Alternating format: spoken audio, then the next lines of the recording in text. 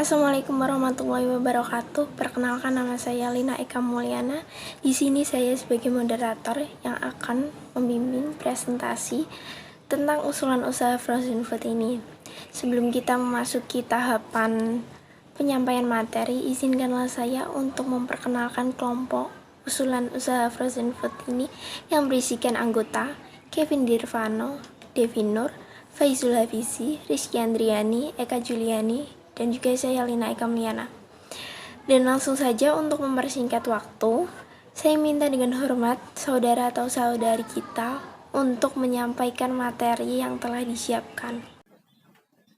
Assalamualaikum warahmatullahi wabarakatuh. Nama saya Kevin Dirvano Febrianto, NIM 181100002422. Di sini saya akan menjelaskan tentang misi usaha yang akan dijalankan di DIY Frozen Food.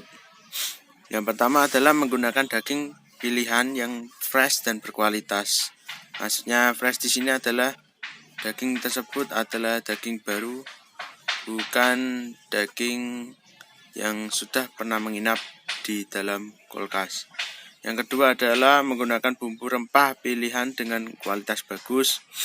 Yang ketiga, menjaga cita rasa produk olahan yang akan kita buat. Yang keempat adalah menjaga kebersihan, mulai dari bahan baku, proses pengolahan, alat-alat yang akan digunakan selama proses pengolahan, hingga kebersihan produk saat produk itu jadi siap dipasarkan. Di sini saya akan menjelaskan tentang usulan usaha. Bisnis frozen food merupakan salah satu bisnis yang paling diminati dan memiliki prospek yang baik. Sudah banyak pelaku usaha yang memperoleh profit besar dari bisnis frozen food ini. Hal tersebut dibuktikan dengan semakin banyaknya usaha frozen food yang berdiri dari waktu ke waktu, dan tentunya dengan penawaran produk andalan masing-masing. Namun, ada juga pelaku usaha frozen food yang gulung tikar atau bangkrut, karena strategi pemasaran yang digunakan kurang tepat dan kualitas pelayanan yang kurang optimal. Artinya, keberhasilan sebuah bisnis frozen food dalam memenangkan persaingan ditentukan oleh penerapan strategi pemasaran yang tepat, serta hubungan baik yang dijalani dengan konsumen, dan juga mengetahui minat dan perhatian konsumen. Masuknya industri makanan cepat saji di Indonesia membuat pelaku usaha bisnis frozen food berlomba-lomba dalam menciptakan inovasi. Makanan cepat saji juga memiliki jenis-jenis lainnya seperti yang sudah ada dalam bentuk kemasan.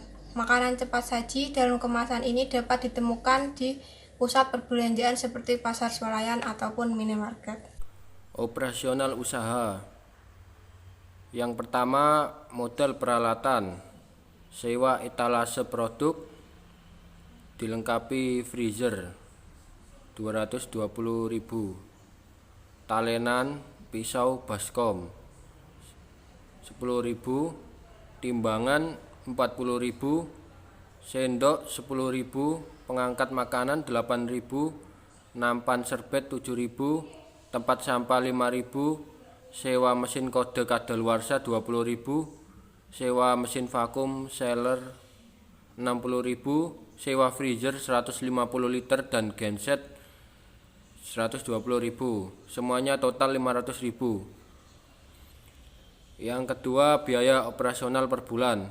Kebutuhan makanan beku 250.000, sabun cuci 5.000, sewa tempat 100.000, air dan listrik 45.000, bensin jika perlu pengantaran 50.000, kemasan 50.000, totalnya sama dengan 500.000. Selanjutnya, pendapatan dan keuntungan. Harga jual per produk sama dengan 20.000, target penjualan atau target per hari sama dengan 5 produk kali 30 hari sama dengan 150 produk per bulan. Jadi 20.000 dikali 150 produk per bulan sama dengan 3 juta atau keuntungan kotor per bulan. Keuntungan bersih per bulan. Keuntungan kotor dikurangi biaya operasional sama dengan 3 juta dikurangi 500 sama dengan 2.500.000. Itu merupakan keuntungan bersih per bulan. Baik, selanjutnya saya akan menjelaskan mengenai rincian strategi dari usaha frozen food. Rincian strategi ini dibuat agar penjualan dapat mencapai titik keuntungan yang secara maksimal. Yang pertama, yaitu menentukan target pasar. Menentukan target pasar ini di mana tujuannya adalah agar penjualan tepat sasaran. Pada target pasar frozen food ini yaitu adalah perorangan atau konsumsi rumah tangga, di mana dalam kategori ini adalah ibu rumah tangga atau mereka yang lebih senang memasak sendiri secara praktis dengan proses yang mudah dan cepat. Yang kedua adalah harga produk yang terjangkau. Harga produk yang terjangkau ini dapat menjadikan semua masyarakat bisa membeli atau menikmati dari produk frozen food ini. Strategi yang ketiga yaitu menciptakan produk dengan kualitas yang tinggi. Produk dengan berkualitas yang tinggi dapat memberikan nilai lebih pada produk tersebut. Pada produk frozen food ini tidak menggunakan bahan pengawet atau tidak menggunakan pengawet buatan, tidak menggunakan bahan yang berbahaya dan sangat aman untuk dikonsumsi. Strategi yang keempat, yang terakhir, yaitu adalah promosi. Gencar melakukan promosi secara online maupun offline dapat mempermudah pemasaran produk dan perluasan pasar produk.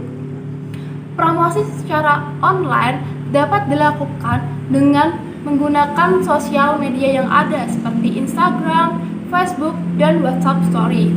Dan promosi yang dilakukan secara offline dapat dilakukan dengan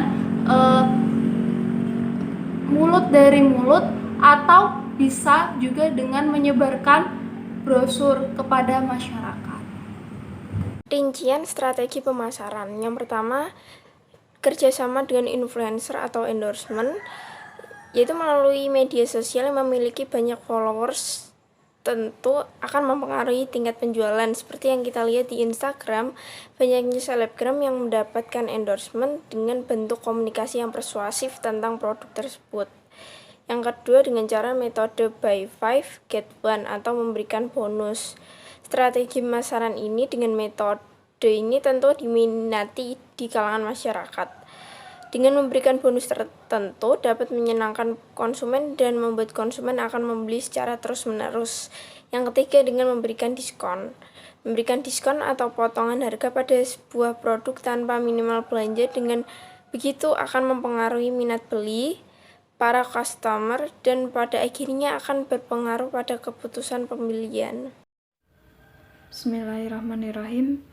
Perkenalkan, nama saya Rizky Andriani, NIM 2350. Peluang yang mungkin diraih